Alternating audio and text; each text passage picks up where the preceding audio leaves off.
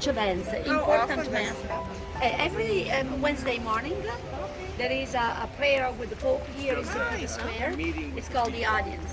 And then on important Sundays, like last Sunday was Pentecost Sunday, and there was a big mass with the Pope celebrated here.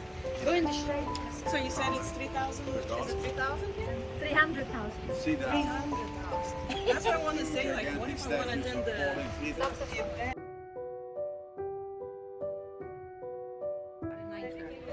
So right now, there's all the ones that were on the door trying to enter. Let them in, so we come in behind them. No, of course, let's enjoy this. You don't see the dome anymore. You'll see the dome again when we head back towards Italy.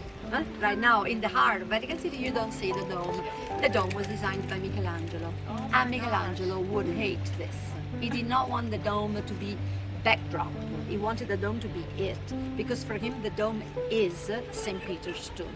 Is the tomb of St. Peter, is the marker of the holiest spot in Rome. Why is that? Because the fact that Peter died in Rome is the reason why there is a thing called the Roman Catholic Church.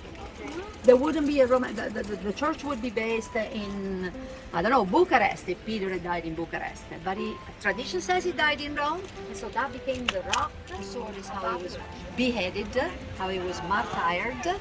And then at the other side of the man with the keys, that's Peter. So do you understand? The pilgrims would not have found the chairs. They would have gone up those steps, and up those steps be welcomed by Paul and Peter and be blessed by Jesus of God. Exactly. So it's just very obvious symbolism, not too deep, not too hidden. What else was I going to show you? What's Paul doing apart from holding the sword? He's checking his emails. Huh? Look at him. Yeah, I see it. So far ahead. Paul was very clever. so far ahead of his.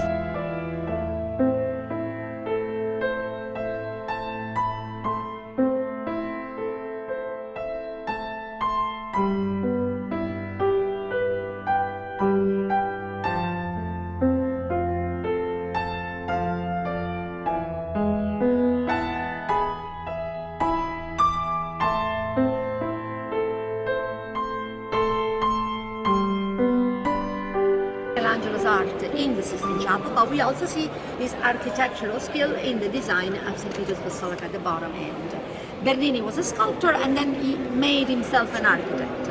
But he was in charge of the design of the decoration of St. Peter's Basilica, but he was a sculptor. So the statue over there, what I love about it is that even if we were closer to the statue, you can see that Constantine is going through the miracle. He's witnessing the cross. Now we're not close to the statue, but if we were, you still would not see the cross. You just see the effect that it has on Constantine. Constantine is like, oh, he's about to fall off the horse. Okay? The conversion that is happening to him. So Baroque art is a very emotional art. Emotional in the sense that it wants to hit your heart, your guts, it wants to impress. Whereas Renaissance art is very brainy, wants you to think. It's very different ways in which more emotional. It's the different reactions that is meant to cause. Michelangelo's art is thought-provoking. Bernini's art is like you get involved. Huh? And we, in our world, I think we are more ready for Bernini's art than for Michelangelo's art. In the sense that Michelangelo's art you always love. It's impossible to stay indifferent, let's say. With Bernini's art, however, our time is a time of appearances, so we like to be impressed. Now, let's go inside.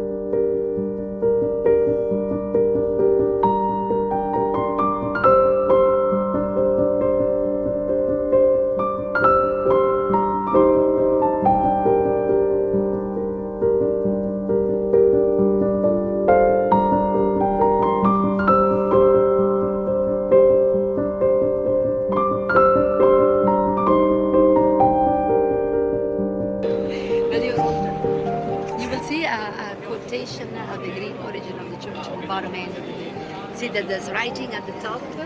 The church in the west, the Catholic Church, the one that will be called the Catholic Church, always spoke Latin, but it's never forgotten the origin of where the church spoke Greek, and so the bottom end is built to impress, and I don't think, yeah, it's working, right? Are you impressed, Valentina? What do you think? A little bit. I love that. A little too much. It's too much, and I have to say it has taken me a long time in my own life, a personal taste, to actually like this. Because I used to be very resistant to just giving myself in to this beauty. And I used to think, what does all this have to do with Jesus? That's too much. And this is like very Protestant.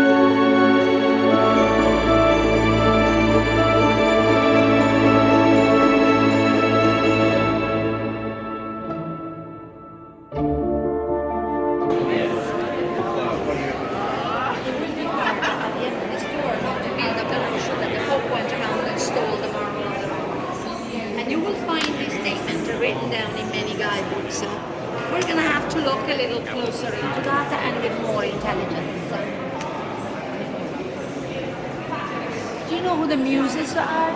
Bella? They are. Do you like ballet? Yes, she. No, I don't have the muse of dance.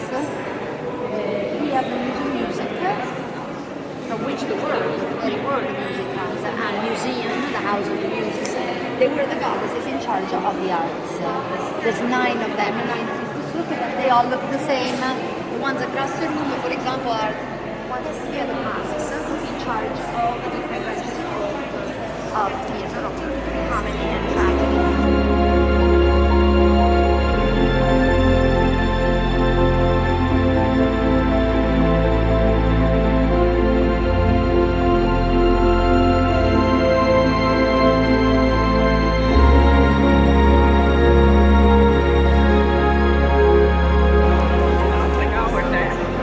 I don't recognize that. So nice. The floor is slippery. Here the floor is smooth, so it's quite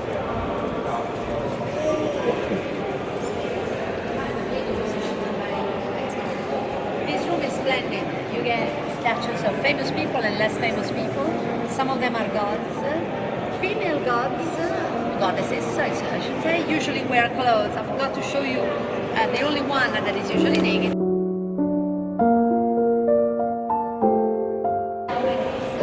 His head covered, his facial hands shows that he is a very pious man. He loves the gods. So it's all propaganda. And in here we find 2 beautiful red boxes. These boxes are former sarcophagi.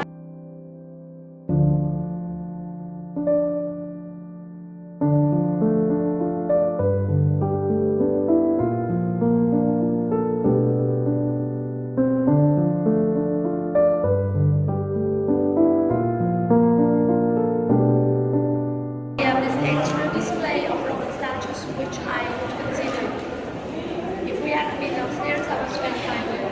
Because we went to the tour, you saw better versions of this monument. At this point, for me, it's more important that you focus on the fact that one more time, the ancient Roman world was rich in decoration. It was like overcrowded with statues. In fact, you don't need to travel to Rome to see Roman art. There's plenty of it. I bet Romania has plenty of Roman statues. Lithuania probably not, but not necessarily they might have imported it. The United States certainly. Romans produced so much when they turned art into statues. At some point, having art would be the same as we nowadays own flashy cars or have nice homes. In the same way that you want to show your position in society. It became customary that beautiful art would be inside their homes. Look at these statues. They represent the god of wine. He's wearing underwear. Underwear not by his own will. The underwear went up there once in not the Greek Orthodox Church that is more strict, but in the West it's more soft.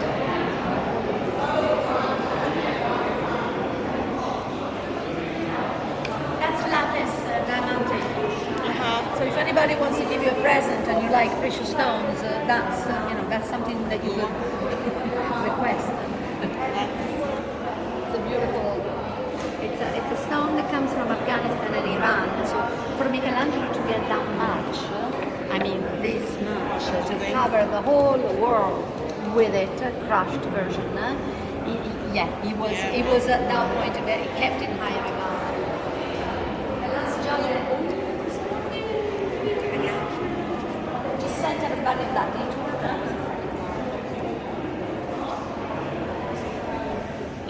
The Last Judgment is this wall, is behind you, and it's another crowd of people. This is the painting in the Sistine Chapel I'm telling you. It's going to be right behind us as we enter, and it's a big crowd of people, 400 figures, okay, here, 400 figures, in which is very difficult to tell who is good and who is bad. At first sight, everybody seems to be like that, so my keyword for here is all. At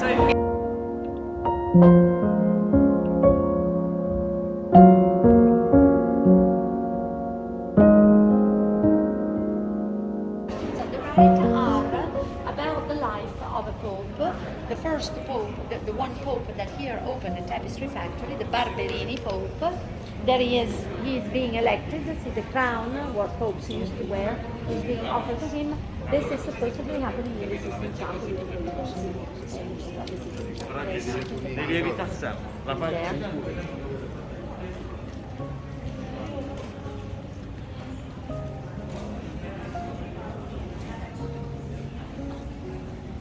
Maybe finishing off before the crowds join us. So down on earth the universe is still divided in two parts. Here where we're going to come out is the bad part because it's to the left of Jesus, and that's the good part. You don't see many differences except that these ones are falling and these ones are rising. These ones are being held up and these ones are being knocked down. Don't worry to take a picture because I'll give you a copy.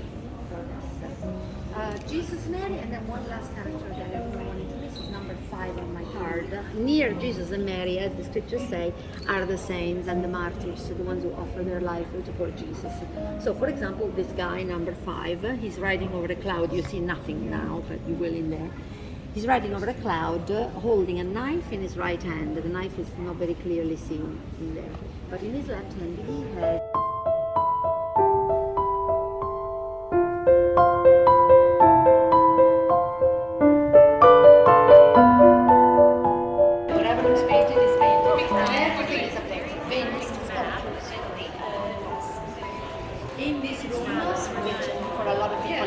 Becomes their favorite room after the Sistine Chapel, the room of maps, quite clearly. Room of maps, and they are maps of Italy with this incredibly elaborate ceiling inspired to the ceiling of the Sistine Chapel. The same idea of partitioning the space is up there, but I'm telling you that if Michelangelo had seen this ceiling, he would not have thought much of it. He would have probably hated it because it's so happy and beautiful. And most of all, it's so light-hearted and decorative that Michelangelo never is. The maps, okay, another sign of science, cartography. The people that draw geographical maps before Google was invented. Google Maps, cartography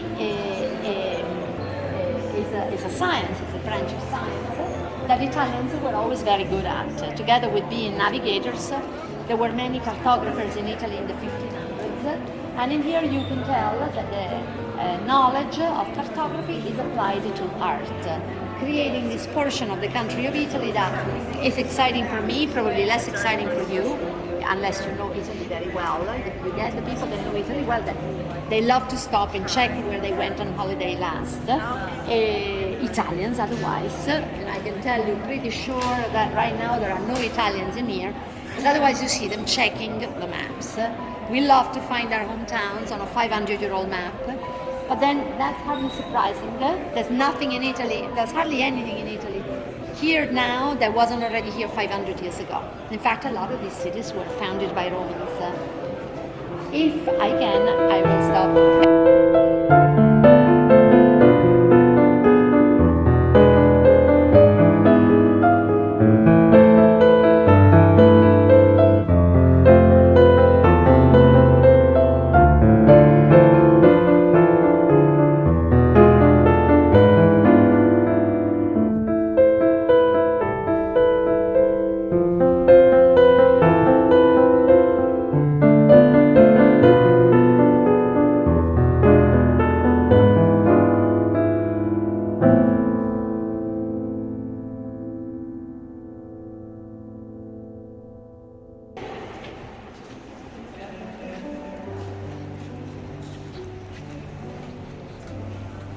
Coming there, they'll set this around.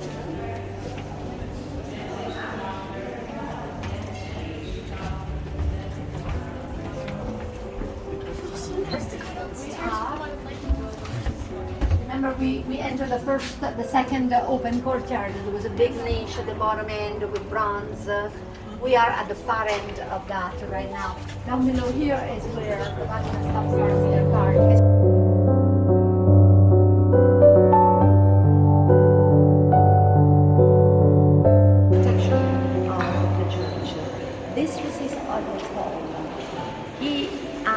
Michelangelo to paint the ceiling of the Sistine Chapel, and he also hired RAPHAEL had a great artist of the day to document the art.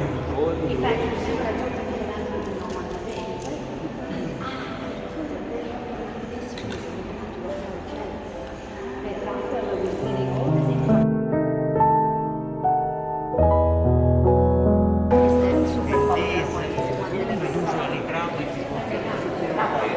This is what's what's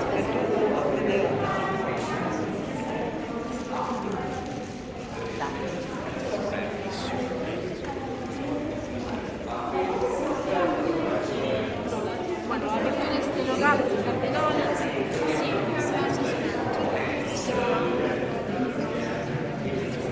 we will be polite to the ladies who might be following a guide. Do you know this painting? Very popular in the United States.